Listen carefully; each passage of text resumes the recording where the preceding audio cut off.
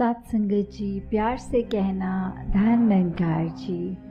उत्तर प्रदेश के इस यात्रा में आज यहाँ कानपुर शहर में जहाँ आप सब आए हैं ये सत्संग के लिए, तो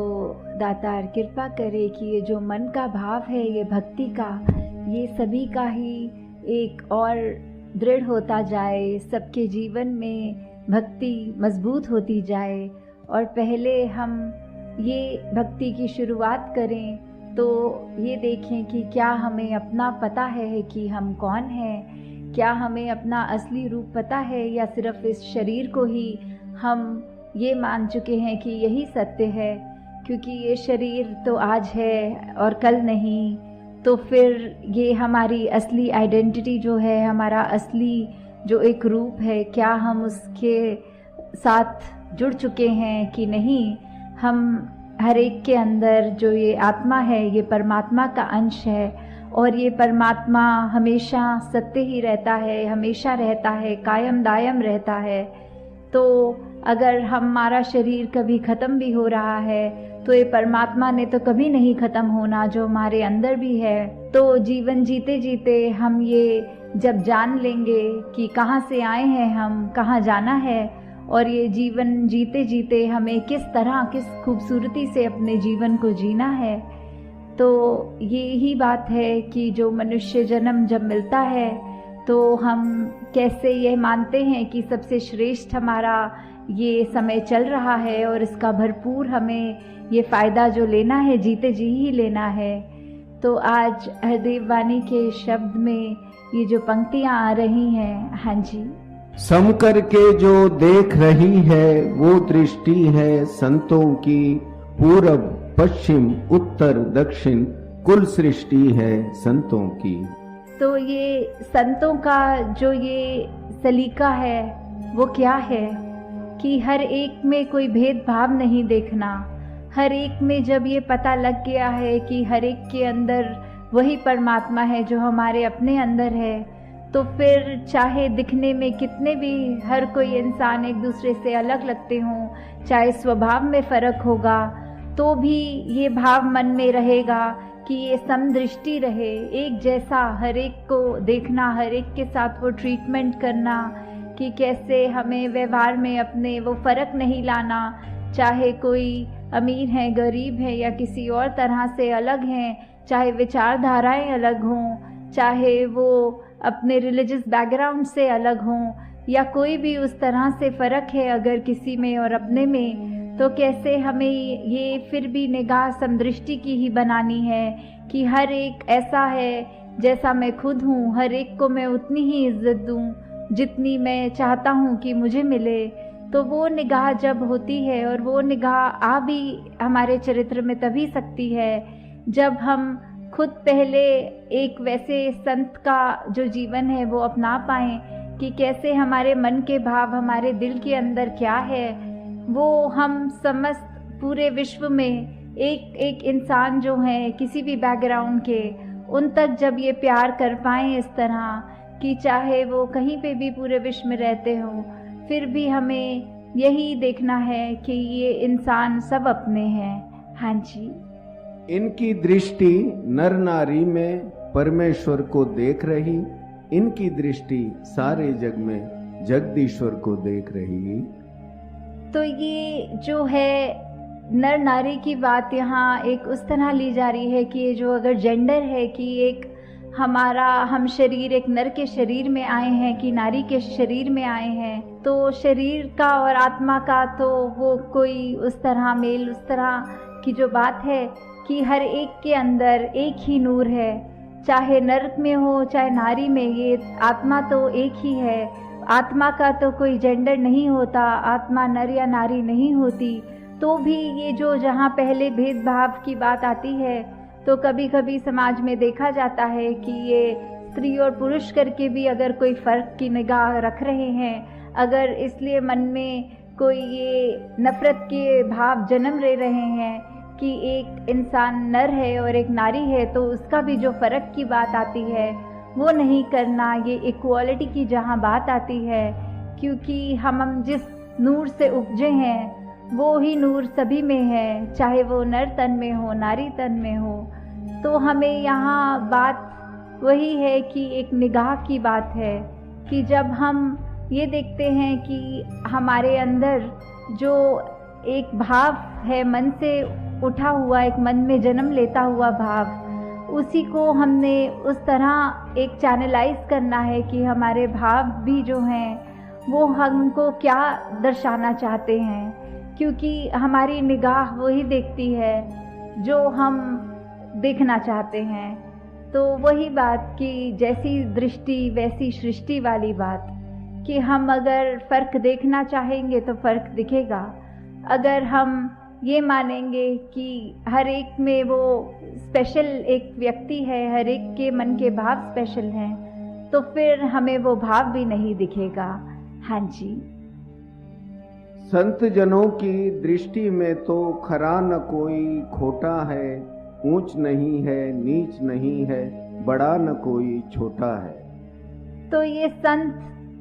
के मन में ये जो भाव आते हैं कि कोई भी व्यक्ति, वो खरा खोटा वाली बात तो आती ही नहीं, कोई ऊंच नीच की बात आती ही नहीं, कि कैसे वही हम जब रिस्पेक्ट की बात है यहाँ, कि जब हम हर एक के अंदर ये सोचेंगे कि ये इंसान चाहे कैसा भी है, पढ़ा लिखा है नहीं है, चाहे वो कोई भी बोली बोलता हो, चाहे खाता पीता, ये जो एक कल्चरल डिफरेंसेस हैं वो कैसे भी हों, वो व्यक्ति भी जब श्रेष्ठ होता है, तो फिर हम यही बात जो दासी पहले भी जिक्र कर रही थी कि सब ये नज़र वाली बात है कि हम अगर अपनी नज़र में वो अच्छाई देखना चाहेंगे तो अच्छाई दिखेगी, क्योंकि ये नज़र ही बदलने से नज़ारे बदलते हैं। तो हम जो भी करें किसी को उस तरह ना मान के करें कि ये व्यक्ति कुछ छोटा है या ये बड़ा है। तो वही बात आ जाती है कि हमारे जो स्वभाव की बात आती है कि हम चाहे दूसरों को स्वभाव में अगर कुछ ऐसी चीज़ है कि वो हमें किसी प्रकार की भी चुभन दे रहे हैं, तो हमें वो बर्दाश्त की बात, वो सहनशीलता की बात, वो अपने मन को बड़ा करने की बात, क्योंकि वही बात जो एक कही गई है मार्टिन लूथर किंग की कि we must learn to survive together otherwise we'll perish as fools, कि कैसे हम एक समझदारी से ये सीख लें बात को कि हमें अगर रहना है तो हर एक के ये जो डिफरेंसेस हैं, हर एक में जो हमें बातें चाहे पसंद हैं नहीं पसंद हैं, उससे ऊपर उभरना है, हमें एक साथ जीना है, हमको एक साथ इसी में ही समझदारी है कि हम एकत्व की बात रखें, मन में मनमुटाव ना रखें और एक साथ जिएं।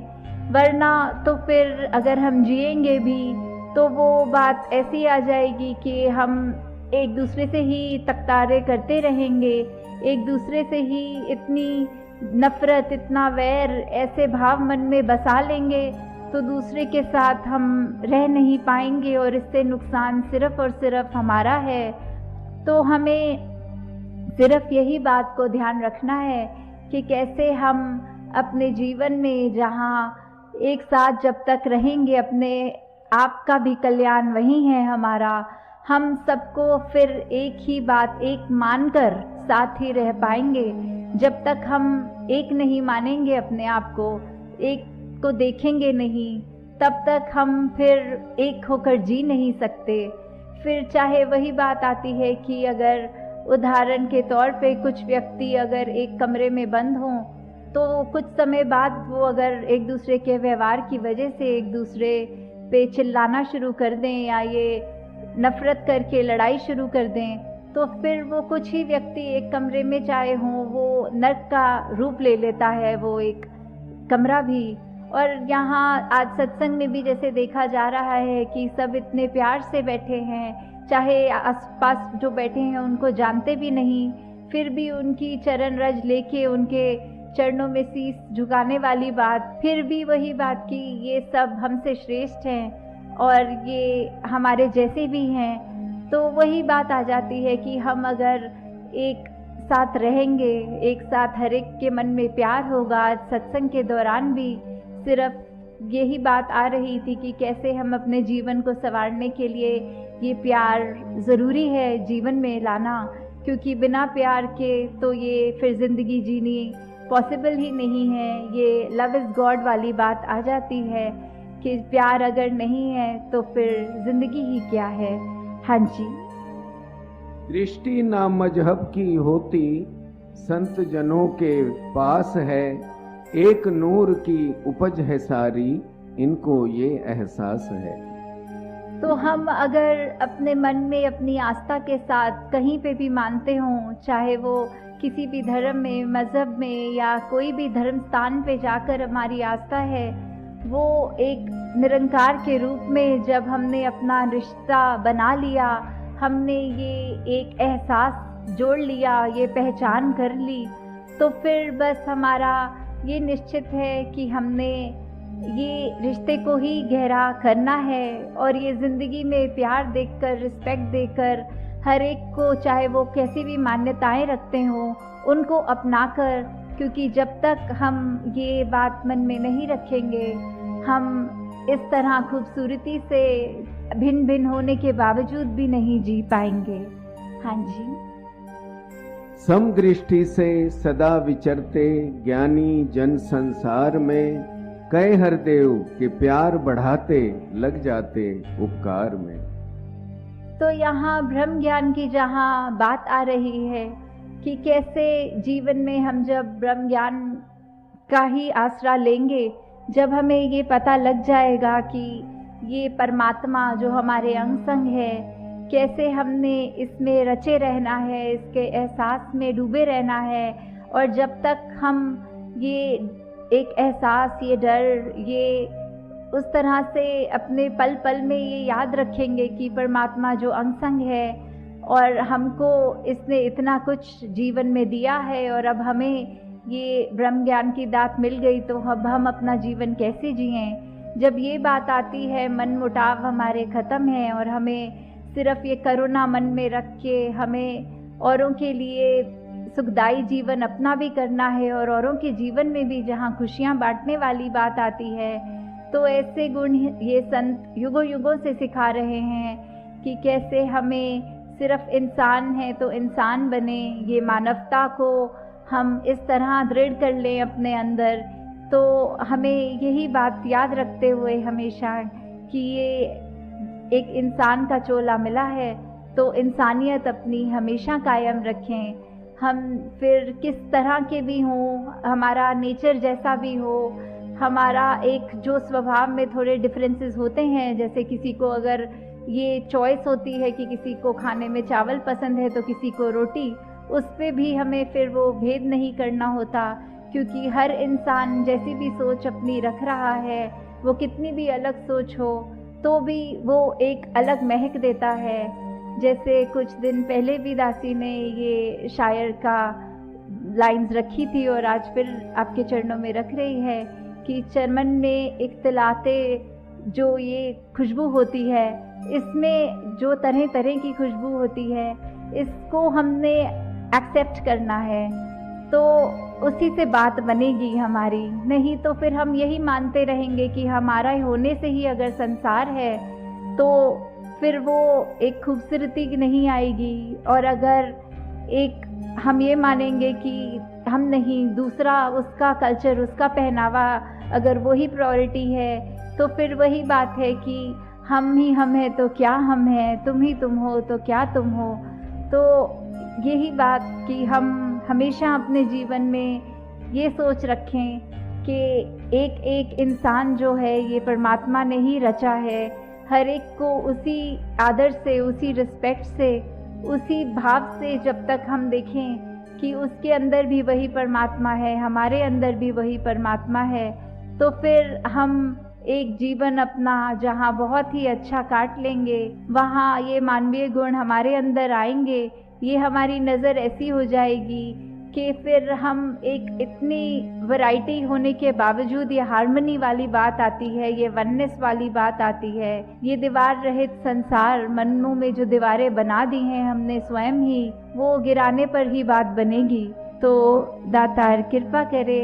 सभी पे कि ये जो जीवन है ये एक भक्ति भरा जीवन जब रच जाए, हम में भक्ति इस तरह आ जाए, तो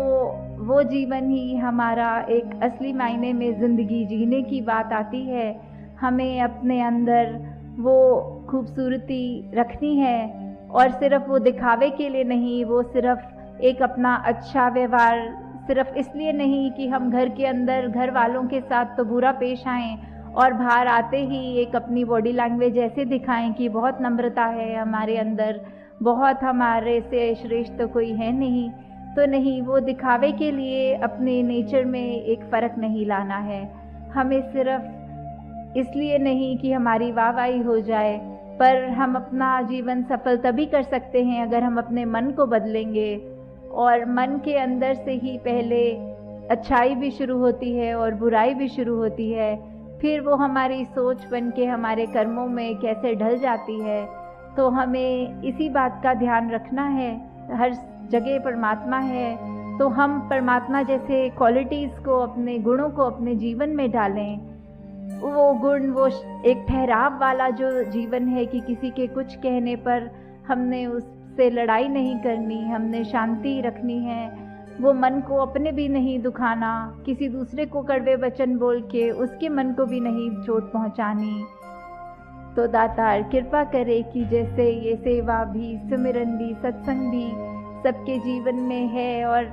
यही कोशिश हर एक की रहती है कि ये निरंकार प्रभु परमात्मा के एहसास में जहाँ जीवन जी रहे हैं, वहीं हमें ये चेतन हो के बात ये याद रखते हुए कि हमने अपने जीवन में मर्यादित रूप में जहाँ एक अपने दिल से तो अरदास पूरे विश्व के लिए करनी है, पर ये जो हमको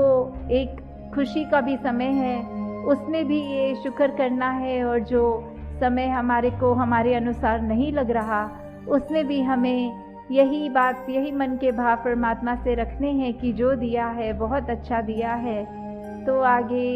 यही इसी तरह हम अपने जीवन में ये खुशबू रखें, ये जीवन हमारा हर पल और सुधार की हो इस जीवन में, और गिरावट की ओर ना आए। हमारे पल पल में कर्म ऐसे हों जो हमको भी एक खुशी दें, औरों को भी खुशी दें, और ये बिल्कुल हमारी कोशिश ना रहे कि अगर हमको अपने आप को ऊंचा करना है तो हमको किसी दूसरे को धक्का मार के गिराना होगा। हमें अगर ऊंचा होना है तो अपनी सोच और कर्म से ऊंचा होना है। तो दातार सभी पे कृपा करे कि जीवन में कोई भी स्थिति हो, वो हमारे मनुस्थिति वाली बात की जैसी भी हो परिस्थिति, एक सी हो मनुस्थिति, तो मन हमारा जब ठहराव रहेगा, जब इस निरंकार जो इतना